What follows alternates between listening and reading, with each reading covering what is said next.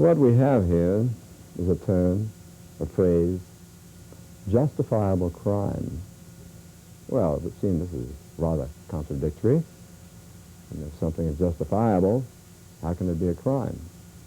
Or conversely, if it's a crime, how can it be justifiable? The only thing I can think of at the moment is sweet and sour, which is yum yum, desirable, very desirable. Does this look like the face of a criminal? Come on, I don't think so. Well, look again. No, well, maybe.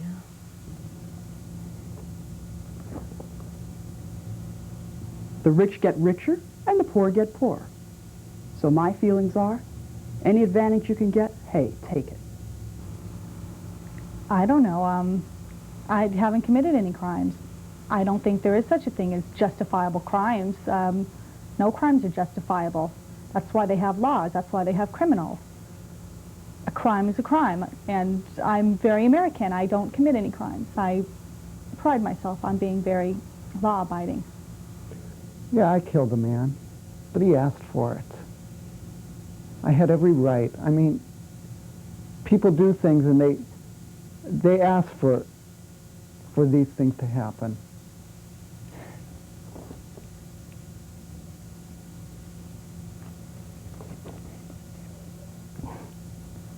You ask me if there's any crimes that can be justified? Well, of course there are. That's why I became a cop, because I can do pretty much whatever I want to. I don't know why you want me to talk about justifiable crime. I've never committed a crime. Well, no, I've never committed a crime. So I don't have anything to justify. Yeah, the term justified crime, I don't like that, because it makes it sound like you did something wrong, you know? Well, like, people tell me that I try to justify myself and what I do, which the reason I do that is because, like, if I always justify things when I'm right. At least I think I am. I'm sometimes maybe I find out I'm wrong later, but see, I never try to justify things when I'm wrong.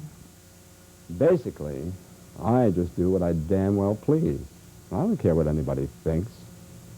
I work as an insurance underwriter in the daytime. I do secretarial work at night. But what my friends and my family don't know is that I'm also collecting a welfare check and I'm getting food stamps at the same time. So you wonder, how do I justify that? Well, let me tell you how I justify that. I'm one of the middle class that's overburdened with taxes in this country. So I look at it this way. I owe the government now for the last 2 years in back taxes. So I figure the help they give me enables me to pay them back what I owe. And it is government assistance, isn't it? That's what they call it. You see, when people provoke you, you don't need no justification. See, when they provoke you, whatever happens, happens. And he did provoke me. Sure, I do little things, but, I mean, we all do things. Not anything that I should be put in jail for, you know. Of course, there's going to be, you know, little white lies that you do tell to some people because you have to. Like, let's say your friend bought a new dress, and she comes up to you and she says, look, does this make my hips look heavy? I mean, what are you supposed to say? Yes, it's just your fat butt that makes it look heavy? You're supposed to tell her, no, you look nice. So, you know, you do it to her to save people's feelings. And See, the system has it set now that the criminal has all the cards. You can't get anybody busted so it sticks. So we have our own way of sort of keeping the peace on our beats. Okay, so you want to know what I do? Okay. Like I said, I don't do any, don't commit any crimes. But some people look at what I do, my business that I have, and say, well, that is against the law. Well, it's not. Not in most of the countries of the world anyway.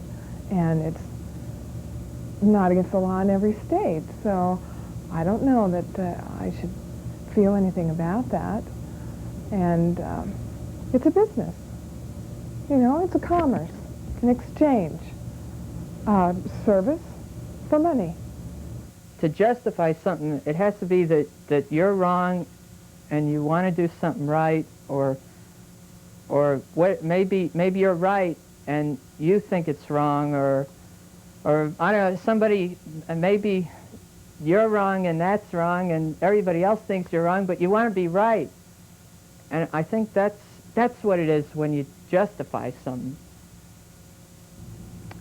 The government lies to us, we can lie to them. In general, you see, it's a free enterprise country, a free society, so that if one has clout, one should use it, as long as one, in his own mind, in his own conscience, balances.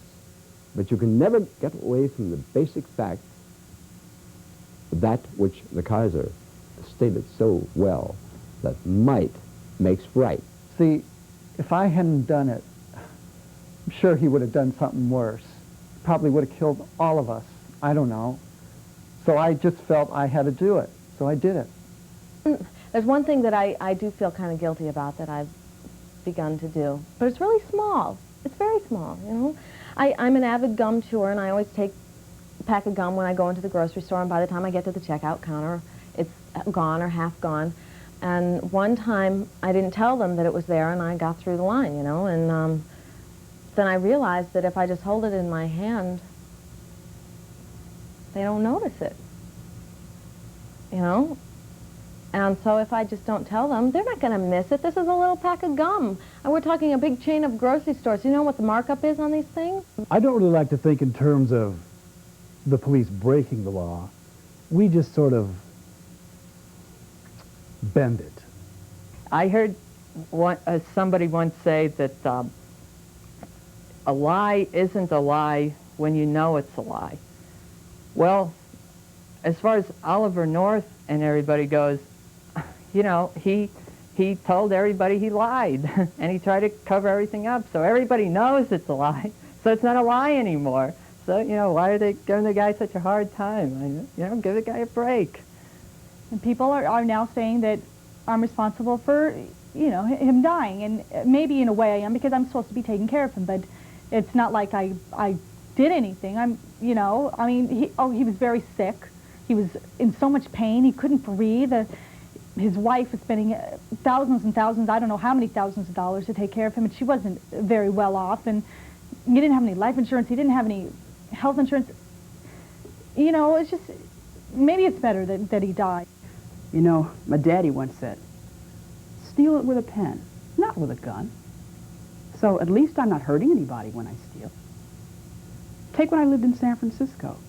There were times I was so poor I didn't have a quarter to get on the bus. What did I do? I'd get on, and I'd take advantage of the guy who was flirting with me, the bus driver. He'd be so busy looking at me that I would just smile back at him, and sometimes I'd put in pennies or dimes or nickels rather than the quarter, because I didn't even have a quarter. Do you think that bothered me? Heck no. I was trying to get to work, usually. Actually, this matter of justifiable, what is justifiable, what is a crime, in my opinion, is determined by the context. For example, when we atom bombed Nagasaki, the Japanese considered it a ghastly crime. But in this country, we cheered. Hookers are not the problem. The problem is that hookers are necessary. There are people that will go to a hooker not because she's there, but because they need that release. If we didn't need hookers, we wouldn't have hookers. It's not called the world's oldest profession for no reason. I'm not the criminal. It's the man who pays the money. If anyone is the criminal in this transaction, it's the man. He's the one who's paying for the service. He's the one who's demanding the service. He's the one who's making me be in business and making my business very successful. So if you're going to say that there's anything wrong with what I do, it's not wrong with what I do. It's wrong that the men want it. I get away with things that some dark-haired, greasy man can't. I was born this way. It's not my fault. try to weasel out tickets or weasel our way out of little things that we get into, but it doesn't mean that we're criminals. But in my case, it's totally different, because we're dealing with the government. And I think there's nobody that sympathizes with the government. I don't know who it could be. So, no, that's a totally different situation. I have no qualms about what I do. And maybe when I was in there, or maybe when I passed, maybe I accidentally tripped something. Maybe, you know, maybe I did something inadvertently. I don't know. You know, but it's okay. It's not even a crime. He wanted to be killed. I mean, why do you think they have all these trials about deaths like this? Because it's not a crime. If it was a crime, there wouldn't be a trial. They would just sentence you. There wouldn't be a long, lengthy trial trying to decide who has the right to die and who has the right to live. You asked me if I'd do it again. Yes, I think I would. I would do it again. Sometimes people like to justify things through situation ethnics.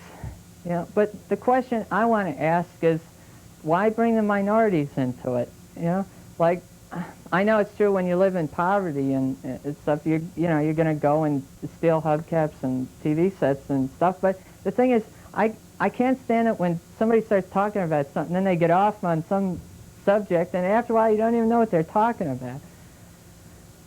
Anyway, what was I saying? Oh yeah, but the thing is, you should stay with the subject at hand and then get that straightened out, and then go on to something, whatever else. You know, people think, you know, the more the merrier.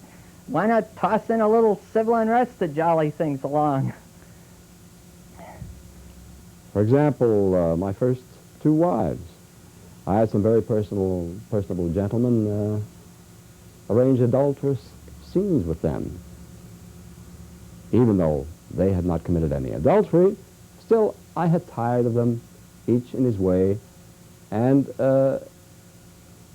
I arranged it so that they were divorced from me, and I, of course, paid them exceedingly good incomes after that, so my conscience was not bothered at all. What conscience I have. Hey, sure I get away with some things. But I passed the physical and the oral exams and the written exams. They chose me for this job. They must like what I do and what I stand for.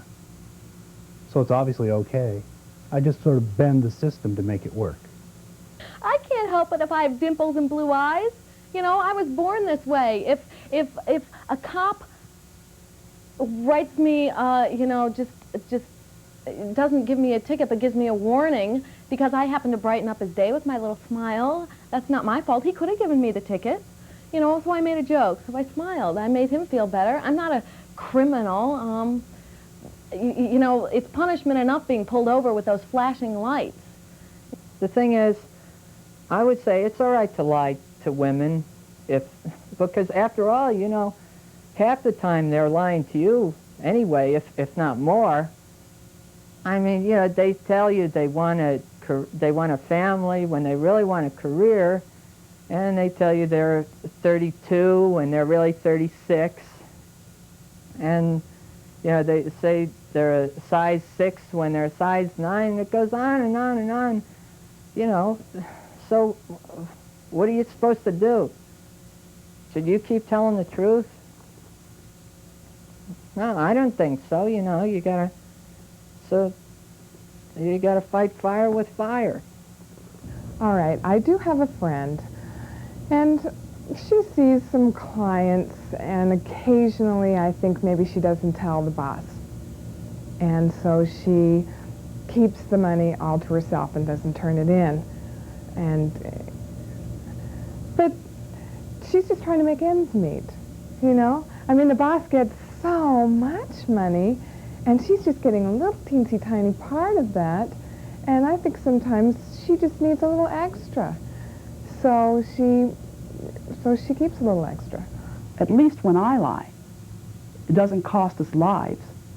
In Nicaragua, I don't care what I buy or what I destroy, as long as I reimburse society in the long run.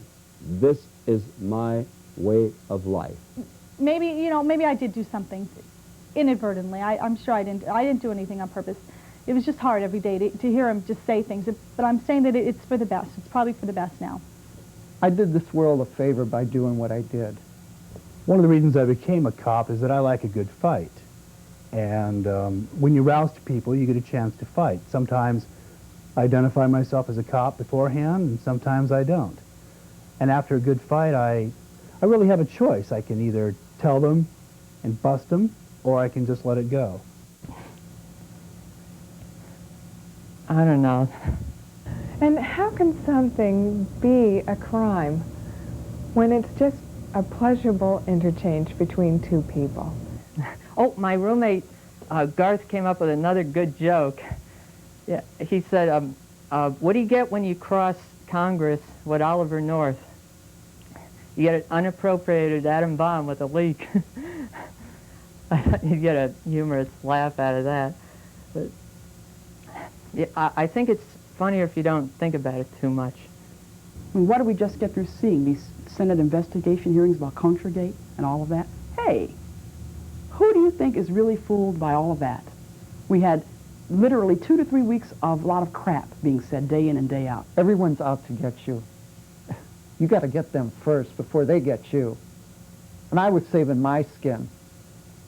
My mom's skin, my sister. And that's why I did it. And I don't regret it. To get back to my, one of my other projects, the matter of drilling for oil, the community condemned me roundly for doing such a thing. But later, several years hence, they will praise me because when our global resources, or sources, shall I say, are cut off, they will be delighted to have the domestic oil available in this country.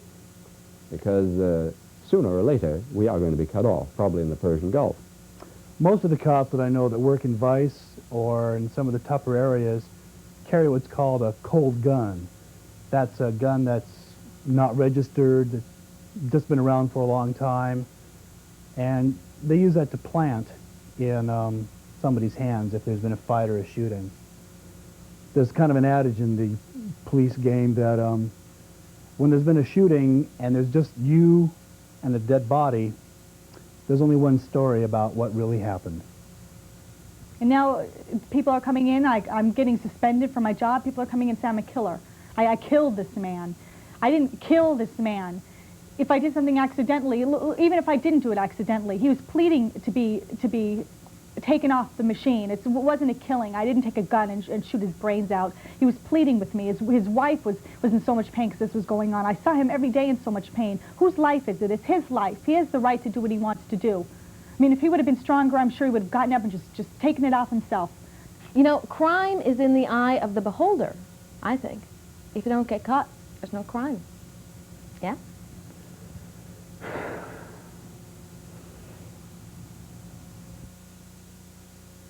And besides, I just heard the other day where Reagan's got a house all set up ready to retire in Bel Air. Now, come on, please. All I'm trying to do is be able to meet my rent every month. My friend Zeke was telling me one time, though, that it's usually best to tell the truth. Unless, of course, it's better not to tell the truth, in which case you should keep on lying. But, yeah, I think it was lying to me. One of the reasons that it's very easy for me to lie to my wife about many of the shady things that I do is that she, on her part, lies to me all the time and to everyone else about her age, shall we say. If a man is cheating on his wife, that's his business. I don't get involved in that. And that is a crime, and maybe the man can justify that. I don't know. It's not my place to ask him whether he's married or not, or whatever the situation is at home. He wants me. He wants my service. He's willing to pay for it. I'm just offering it, available to anyone who's willing to pay for it. Well, sure, I fix tickets, but those are for friends. I mean, they're not criminals. I mean, sometimes my friends on the force don't know who my friends outside the force are, and if I can fix a ticket for a friend, that's no big deal. Hey, I borrow my next-door neighbor's lawnmower. I mean, why should I let him get a parking ticket? No big deal. So I'm cute. I guess I do kind of use it to my benefit sometimes. That's my God-given right, isn't it? Don't you think so? It's all right when you lie to people like the Nazis. So, you know, I think what I'll do is that from now on, whenever I need to lie about someone else, just say, oh, they're just a bunch of Nazis. I've got rights to what I want, and if it doesn't come easy, I'll get it the hard way then. That's one nice thing about being a cop. You can pretty much do whatever you want to do, especially in a tough neighborhood. So what if I did do something? Then it's justified completely because he wanted it that way. You can't do anything. If somebody asks you to do something, it's not a crime, is it? You have to do a crime against somebody. There has to be a victim. There wasn't a victim here. He wanted it this way. Anyway, I like Oliver North, and I like the Senate committee too. You know, I like him because, you know, he told the truth. He said he lied. He came right out with it. And well, with the Congress, I know they wouldn't lie. Or else, I mean, how else would they be on the committee? Heck, I lied to one guy on my tax return. They lie to 200 million people. I'm just one little person, and this is a great big store making mega profits. Well, okay, I know this guy who is, he takes his 2 dogs as deductions on the IRS form. Okay, like as if they were his kids. Okay, you got it? Good. All right, so he's not paying as much taxes as he probably should, but, you know, what is the government doing with that money anyway? I mean, do we know? Anytime that you're a member of a family, a blue blood, such as mine, or such as the Rockefellers or the Vanderbilts, who are on the parallel with me, whatever you do will be criticized. So damn them all. Do what you want to do and make up for it later. I've got every right to do this. I proved myself. I was a soldier in Vietnam, and I worked in scum control in Vietnam, and I come back to the cities, work on the streets, and I work in scum control here. I would never hurt an individual, first of all. I would never, ever do anything to an individual. Now, a big business is making a lot of profits, and they're getting a lot of benefits, you know, so I just figure a grocery store missing a pack of gum is no big deal. You know, this country gives us the rights to life, liberty, and the pursuit of happiness. By cheating a little bit, I'm halfway there. Whatever happened to this man, it was God's will. Because nobody dies unless it's God's will. I'm not the problem. You are. You create guys like me. Now you have to live with it. If there wasn't a demand for the service, there would be no need to supply it. And certainly you wouldn't be able to make any money doing it. And I do very well, and I make a lot of money doing it. So obviously the demand is very high. If you're in a position to take advantage of these situations, you're a damn fool if you don't do it. Because if you don't, someone else will. This is a jungle we live in, internationally, nationally, and the one who gets to the top is the one who will exercise all rights.